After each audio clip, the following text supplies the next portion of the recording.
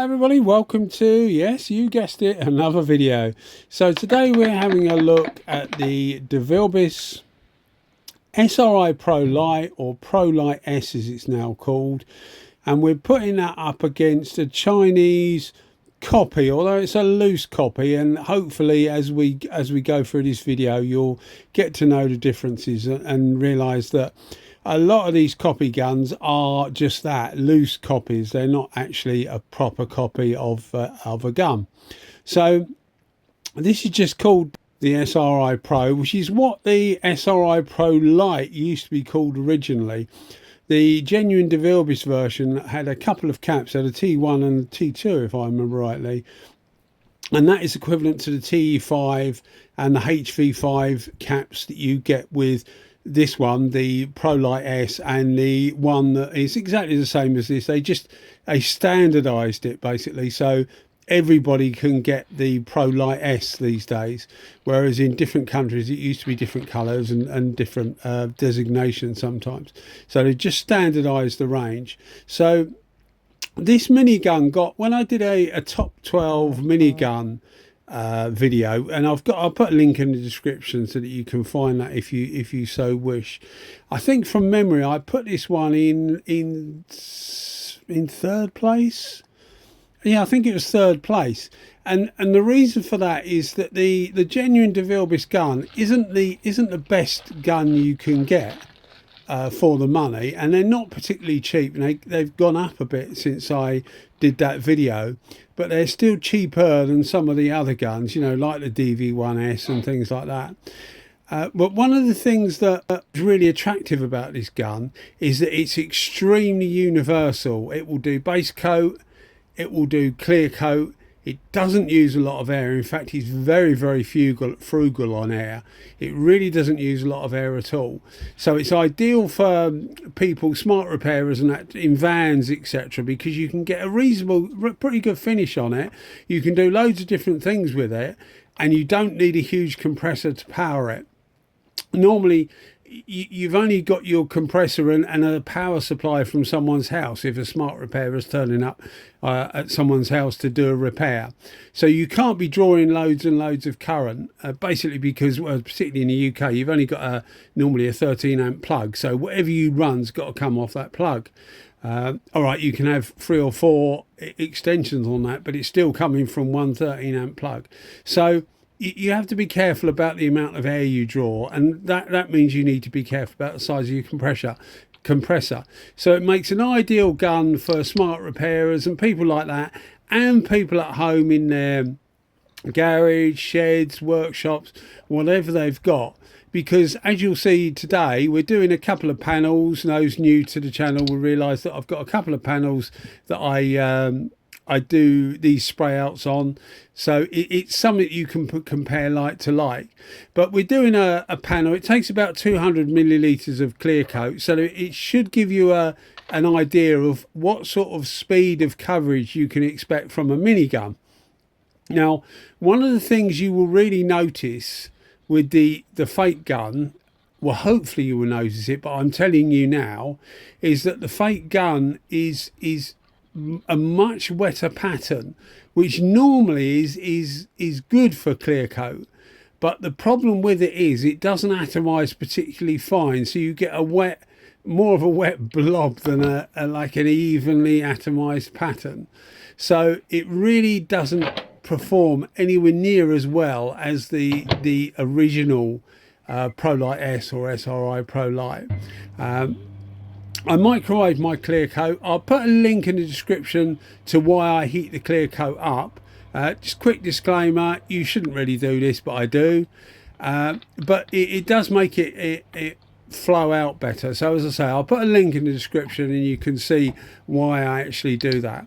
But one of the things you notice with the Chinese guns, or I notice with the Chinese guns, and by that I mean the cheaper end of the Chinese guns, the copies isn't always the right word, but yeah, more or less copies of you know, main manufacturers' guns. One of the things you'll notice with them is that or I've noticed with them anyway, particularly with the Devilbiss versions, both the GTI Pro Lite or Techno Pro Lite, as it's called in some places, and this version. This is incidentally, this is the same as the N-Tools 888. I've got another one that's very similar to this. The body style slightly different. The caps are actually interchangeable, and so are the tips. It's the same tip and the same cap. I think that's called Green Gauge or Greenworks. Got it written on the side. But a lot of people message me and ask about a particular gun.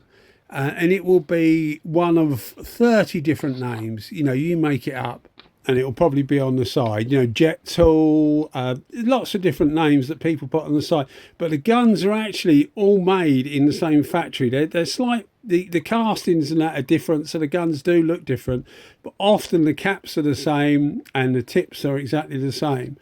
So what I say for this gun applies to other loose copies of the SRI Pro Lite or Pro Lite S gun. So what you get, and as I say, it happens with other guns as well that they tend to copy, is you get a generic cap. So it isn't really styled on anything that the Devilbiss cap is. So what you end up getting is something that normally uses more air than the original cap because it's not as sophisticated, it's not as well made. It also doesn't atomize as fine as the original cap. It also normally puts out more fluid. For some reason, that they seem to think that a big wet pattern is a good thing. Now, as I say, it doesn't necessarily mean that it isn't a good thing, but if you haven't got the atomization along with that pattern, then you end up with a lot of, in this case, clear coat coming out, or a lot of material coming out if you're using it for base coat, with little control. You know, it's not atomized fine enough to give you a nice even pattern on the work. So yes, you can turn the amount of material coming through, you can turn that down, of course you can, but then you start to run into the problems of you're using a lot more air for the amount of coverage you've got. And as I say, a lot of people with miniguns are normally quite, well, they're crucial to two things. One is the air consumption, but also the overspray. So with a lot of the fake guns, you actually need more pressure than you do with the original equipment manufacturer. So in the case of this was actually borne out perfectly by this gun. I've used this gun a lot, and what I've found works best is about 2.2 bar, which is about what, 33 psi, something like that. Whereas with the genuine Pro Lite, you actually can get away with 2 bar. 2 bar is recommended pressure, so 29 psi, and it performs really well at 29 psi. So there's no reason to really differ from that. The HV5 cap, this is actually a TE5 cap, but the HV5 cap does work at a slightly lower pressure, but it's more of a base coat cap really, and the TE5 is more of a clear coat cap. We're using it for clear coat here, so this is actually what it's designed for. But when you see the original one applying the clear coat like we're going to do here for the second coat, you will see that it's a faster gun than the genuine Devilbiss, and that's again, as I say, because it's putting out quite a lot of material. I tend to use it on full fluid because I think that's normally the best way to use a gun, and I'm trying to test light for light, so I've got them both on full fluid, and the pressure is as I was saying, the pressure that I found that works best on the gun. So it is comparable, although as I say, the pressures are actually different to each other. But going on to the air consumption of this is where you notice the lack of finesse with the gun, I guess. The air consumption of this, I'm guessing, is somewhere around about 6 CFM. Now if you bump it up to 2.2 bar, 33 psi, which I do, then I reckon it's probably about 6.5 CFM, something like that, which isn't a huge amount. Most compressors will, you know, be able to power that. Obviously it depends how big your compressor is, but most compressors will be able to power that. but it's nearly double what the genuine Devilbiss tool takes. Yes, you do gain a bit in the fact that you're getting a bit more speed, so you will be drawing that air for less time to cover the same amount of a panel or whatever you're doing, to put the same amount of material out, because as I said before, this actually puts out more material, gives you a wetter pattern. But the trade-off with it, as I said before, is that it's not so controlled. And I don't mean that in the way you say a gun puts out too much material, it's difficult to control what you're doing. I mean it's just not atomized particularly well, so it doesn't the gun isn't controlling the fluid delivery particularly well. So it really is a big gulf between these two. Of course there's a huge gulf in price as well, so I'm always trying to keep in mind that there's different things for different markets. Some people have said to me, you shouldn't really be doing reviews on guns that are pretending to be something else. And I can agree with some of that. I get some of that. But also there's a lot of people that watch the channel in places where they just can't afford to pay loads of money. So it's a good reference point for them to see what they can afford against something that they can't afford, and then they can work out for themselves whether they really want it. And it's not necessarily just because people haven't got the money to buy something. I don't just mean afford it in that way. What often happens is that a lot of countries put higher duties on certain makes of guns, spray guns, etc. And I'm slowly finding this out when I mention to people about, oh, you should try and get something over. For example, and sorry to go off a bit, but it is relevant, I think, as to why I like doing reviews on cheaper guns as well, is there was a chap who's in Turkey, and he was looking at the top 12 clear coat guns I did. That's full size clear coats. Again, link in the description if you want to see it. He was looking at that. And he said, about the different guns and that. And he said, because in my country, the porpoise is really expensive. And it turns out that they get effectively, I think he said it's anything over, we'll use US dollars as a guide really, but it was anything over 35 US dollars. And they double the tax is 100%. So that makes the porpoise from 250 US dollars up to 500 US dollars. And I think the guy said that he could get a genuine SATA X5500 for 650, equivalent to 650 US dollars. So then it becomes, he's thinking to himself, well, do I still buy a porpoise or do I buy a SATA? And although I think the porpoise is actually better performing than the SATA, I can see that by having those taxes or duties, as we call them in the UK, on something, it does actually change people's perception. And I know Brazil, there's a few guys that watch the channel in Brazil, and they will often buy the cheaper guns simply because of the duties on these things. It's just completely prohibitive to buy the genuine guns. So there is a reason why I like trying out these copy guns, whatever you want to call them. But I actually bought this, as I think, as I said in one of the videos before, I bought this about 7 years ago now.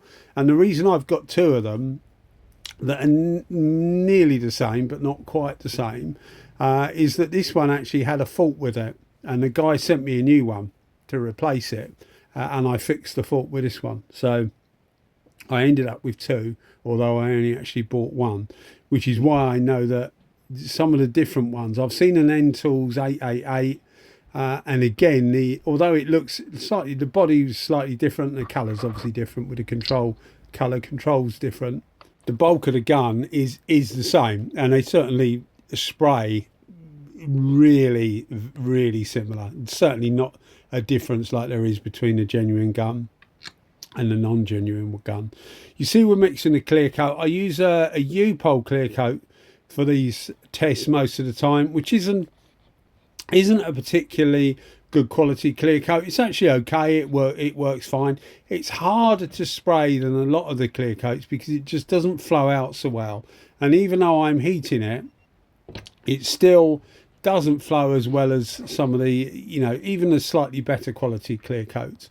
But you'll see the temperature, or hopefully you saw the temperature there. The ambient temperature on this day was 6 degrees Celsius. So as well as heating the clear up, I'm also heating the panels up, which is fine to do for smaller areas. But if you're going to do, say, the side of a car, you would need a good 2 or 3 lamps to be able to heat up the whole side of a car. The metal in the car actually holds it longer than plastic. If you're trying to heat up plastic items, I find that trying to get some heat into the actual thing you're spraying is harder with plastic because it just doesn't seem to hold it so long. So if you're spraying steel or aluminium for that matter, it does hold its heat better, so you can actually heat up an area, move your lamp to somewhere else to get a little bit of heat into what you're spraying, and then actually heat your paint or your clear up and put it on. It just helps you work in colder conditions, and I appreciate what I'm doing here is relatively easy to do in colder conditions, although you do find it the guns get quite cold. In fact, the other day I was doing some priming. It was 4 degrees Celsius, which is about what, 39 Fahrenheit, 38 Fahrenheit, something like that.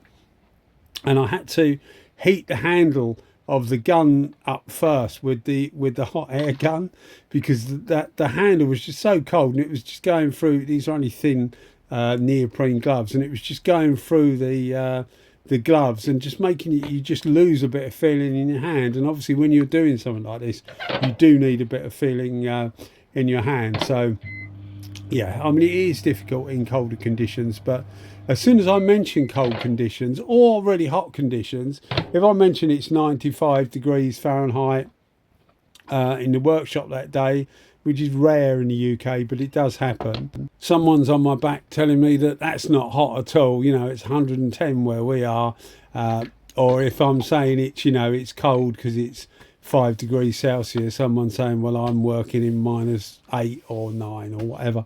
So I realised that the temperatures we get aren't particularly extreme either way, but it does make it more challenging whether it's too hot or too cold. There was a chap I was talking to the other day, I think it was Instagram. A lot of people message me. People will watch the videos on YouTube and then message me on Instagram. I'm not quite sure why they do that so much, because it's often interesting for the people watching YouTube to read the comments, and obviously if they're commenting on Instagram, other people can't read the comments because it's like a private message, isn't it? But anyway, somebody was messaging me the other day saying that he'd bought a Meiji Finer Core on my recommendations, which is a really good gun. I think I put it second actually in my top 12 clear coat video guns. But the problem he was having was it was effectively giving him too good a finish, and he was asking me how he could actually get that finish a bit more peely, because it was just too flat and it wasn't matching existing paintwork. So we were talking about different ways of doing it, you know, holding the gun a bit further away, reducing the pressure a little bit, different things that you can do to effectively create more peel.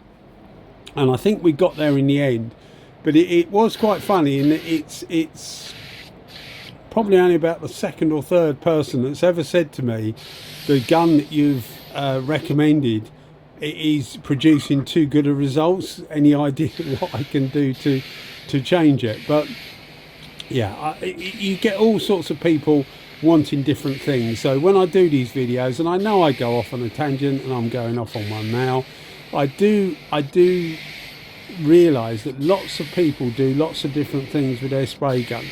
Some people spray furniture, etc, etc. So it's not just automotive.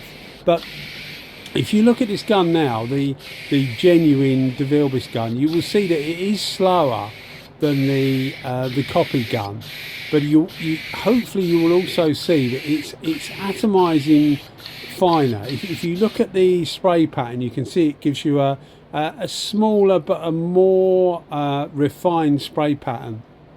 And certainly when we look at it outside, at the end of the video, those not familiar, we'll do an outside shot. If you're not familiar with these videos, we do an outside shot and you'll see the two together. I think on this one, on the left will be the fake and the genuine one will be on the right. And often it's not always easy to see the difference between the two, but to the human eye it's easier to pick up the differences in the finish, and you can genuinely tell that the SRI Pro Lite S gives a better finish than the fake product. The fake product it's good for those, as I said before, that don't want to spend a lot of money or can't necessarily spend a lot of money, whatever reason. There is a market for these things. I actually used the fake version of this that we got, the one we used at the start of the video. I actually use that normally for, I don't know whether it's all around the world, but we have a thing in the UK called hammerite, and it's like an enamel paint, and it's quite thick and it's a bit treacly and a bit yucky really, so I don't like to put it through a decent spray gun, if that makes sense. I know you can clean it and it comes out okay, but I just thin it out with normally just normal 2K thinners. You can buy proper hammerite thinners, but I just use normal 2K thinners, which works right. Somebody asked me the other day, actually, they said they wanted to spray hammerite. Any idea what to use to thin it? And I said, well, you can get obviously the proper thinners, but just try normal automotive thinners, because if you pour it in there, just do it on a small bit. If you pour it in there and it starts to curdle, you know you've got a reaction and it's not going to mix. But if you pour it in there and you stir it up and it actually mixes fine, then it's compatible. It's as simple as that. All you're doing is thinning the component. Eventually, once it's on the work, that solvent will evaporate, so the solvent doesn't stay there afterwards. It's just a way of getting the material thinner to propel it easier. That's the reason for thinning it out. But I use it for that because I don't want to use sort of like a good quality gun, and it's been absolutely fine. The copy gun has been absolutely fine for that. Because you tend to want to put it on a bit thicker. It's a bit like direct gloss in that way, that you want to put it on a bit thicker, and it works absolutely fine for that. But it's been really reliable as well, which is quite a thing with some of these guns, because they're not always particularly reliable. And don't think you're going to get spare parts for the non-genuine guns, because you won't. But looking at the finish we got, hopefully you can see that the finish is definitely better on the genuine gun. Some of these videos lately I don't know whether I actually do it on this one or not. You can see me hat on because it is my cap on because it is quite cold. But someone suggested, he said, well, his exact words were, your paint channel and loads of other paint channels are exactly the same. You just show a piece of shiny paintwork and all you see reflecting in it is the clouds, etc. And we can't tell, the viewer can't tell how good the finish is at all.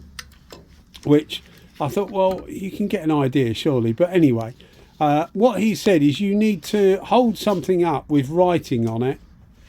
He uses a can of polish he uses, hold it up against the paintwork and see how defined the writing is, and that will give you an idea of the amount of peel in the paintwork. So I've started doing that on some of these, obviously not on these. I thought I might have done it on this one.